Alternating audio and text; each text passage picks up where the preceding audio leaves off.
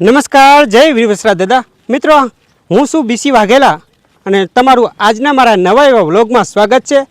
મિત્રો, તમે મારી સોલો ટ્રાવેલની મુસાફરી તો બહુ જોઈ છે, પણ મિત્રો આજે હું કંઈક નવી એવી સફરમાં નીકળી ગયો છું. મિત્રો, આ વખતે હું જઈ રહ્યો છું રણ મધ્યે બિરાજમાન વીર વસરા દાદાના ધામમાં પગપાળા ચાલીને. અને મિત્રો, એ માટે આ વખતે મારા મિત્રો પણ મારી સાથે જોડાઈ ગયા છે. એમાં છે અમારા મિત્ર જો શૈલેષભાઈ જેજરિયા, હરેશભાઈ જેજરિયા અને વિક્રમભાઈ જેજરિયા. તો મિત્રો, આ વખતની મારી સફર મારા દોસ્તર સાથે છે અને એ માટે સવારમાં વહેલા અમે 6 વાગે ઘરેથી નીકળી ગયા હતા અને અત્યારે અમે 5 કિલોમીટર કાપી લીધું છે અને અત્યારે મિત્રો અમે પહોંચી ગયા છીએ સરા.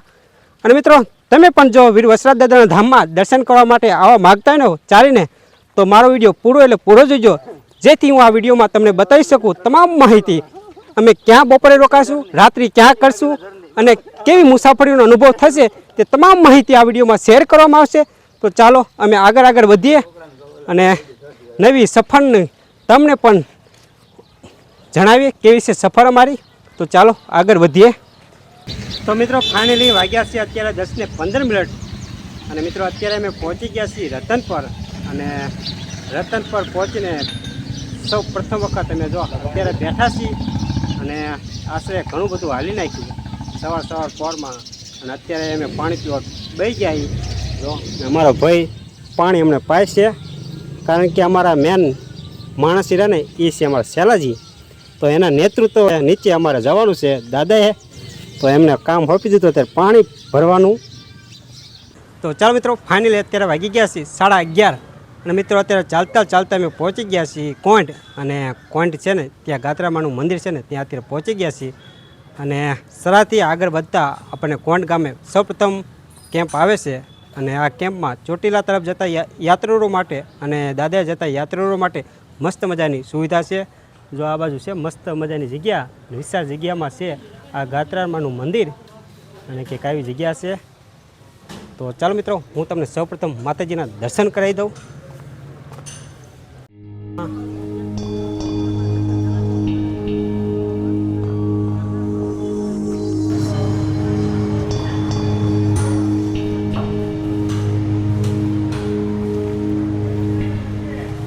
તો મિત્રો, વીર વસરા દાદા જવાનો પ્રથમ દિવસે અત્યારે અમે પહોંચી ગયા છીએ કોંઢ ગામે ગાત્રામાના મઢે. અને અત્યારે પ્રસાદીની પણ મસ્ત મજાની અહીં વ્યવસ્થા છે. તો આજના દિવસની પ્રસાદીમાં છે જો કંઈક આવી રોટલી, શાક અને છાશ અને સાથે છે બાજરાના રોટલા. તો અમારા ભાઈબંધ કરે છે જો પ્રસાદીની બાકાજીકી. અને આ બાજુ પણ છે ચોટીલા જવા માટેના ભક્તો. તો પ્રસાદીની છે મસ્ત મજાની વ્યવસ્થા. તો ચાલો મિત્રો, પ્રસાદી લઈ લઈ અને પછી આગળની આપણી સફર ચાલુ કરીએ. તો મિત્રો, વાગી ગયા છે અત્યારે બપોરના 2 અને મિત્રો ખરો એવો તડકો લઈ લીધો છે. પણ તડકો છે પણ બાજુમાં છે મસ્ત મજાની કેનાલ અને કેનાલનો ઠંડો પવન લેતા જઈ રહ્યા છીએ દાદા તરફ. અને મિત્રો, આ કેનાલ છે ને કોંઢવાળી છે અને આગળ હાલા જઈએ છીએ જીવા તરફ. અને અમે 4 વ્યક્તિ હતા અને એમાં એક માણસનો વધારો થતાં અમે થઈ ગયા છીએ 5 આદમી. તો મિત્રો, આનંદ માણતા જઈ રહ્યા છીએ દાદા તરફ. અને આજે અમારો સાંજ સુધી પહોંચવાનું પ્લાનિંગ છે કંકાવટી. અને અહીંયા જઈને અમે રાત્રિ રોકાણ કરશું. બનીએ કેટલા આગળ જઈએ છીએ. તો ચાલો આગળ વધીએ. તો મિત્રો, અત્યારે ચાલતા અમે પહોંચી ગયા છીએ ચૂલીથી આગળ બૈસાબગઢની એકદમ નજીકમાં. અને મિત્રો, અત્યારનો સમય થઈ ગયો છે 6 વાગ્યાનો. અને મિત્રો, કેમ્પના સુવિધાની વાત કરીને તો કોંઢ પછી ડાયરેક્ટ કેમ્પ જે આવે છે ને તે ચૂલી ગામે આવે છે. અને ચૂલી ગામથી આગળ આવતા નાનો એક કેમ્પ આવે છે. અને અત્યારે એ કેમ્પથી અમે આગળ નીકળી ગયા છીએ. અને આ છે અમારો રસ્તો. જો આ રસ્તો ચૂલીથી બૈસાબગઢ જે જાય ને ડાયરેક્ટ તે રસ્તો છે. જો કે આ રસ્તો જો ને એ મેપમાં તો ન બતાવે, પણ અનુભવી માણસ હોય ને તો આ રસ્તા દ્વારા ડાયરેક્ટ આપણે બૈસાબગઢ નીકળી શકીએ. જે શોર્ટકટ પડે છે ને તે આ રસ્તો છે. અને આ બધા અમારા ભાઈઓ જાય છે ફૂલ જોશમાં. અને મિત્રો, તમે જોઈ શકો છો એક પણ માણસને એવું નથી લાગતું પગ ઉપરથી કે અમને થાક લાગ્યો હોય. અને ફૂલ જોશમાં દાદાના દર્શન કરવા માટે જઈ રહ્યા છે. જો કંઈક છે આવો અમારા આજના સમય સુધીનું આવો અમારો લાવો. તો ચાલો મિત્રો, ફાઇનલી અત્યારે અમે પહોંચી ગયા છીએ કંકાવટી જે કેમ્પ છે ને પેટ્રોલ પંપની બાજુમાં, ત્યાં અત્યારે પહોંચી ગયા છીએ. અને મિત્રો અત્યારેનો સમય થઈ ગયો છે 8 વાગ્યાનો અને મિત્રો અમે 7:30 વાગ્યાની આજુબાજુ કંકાવટી કેમ્પે પહોંચી ગયા હતા અને અત્યારે નાહી ધોઈને ફ્રેશ થઈ ગયા છીએ.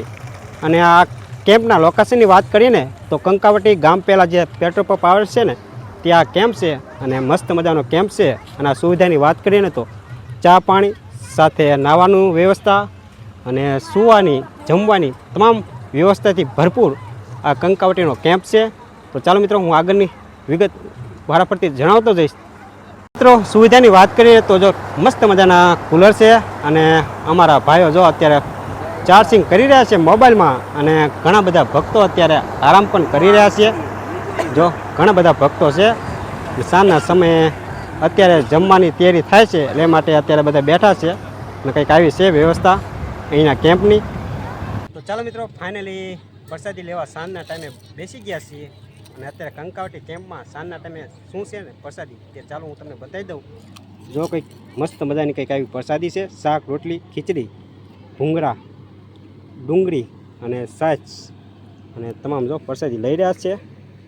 તો ચાલો સૌ પ્રસાદી લઈ લઈ.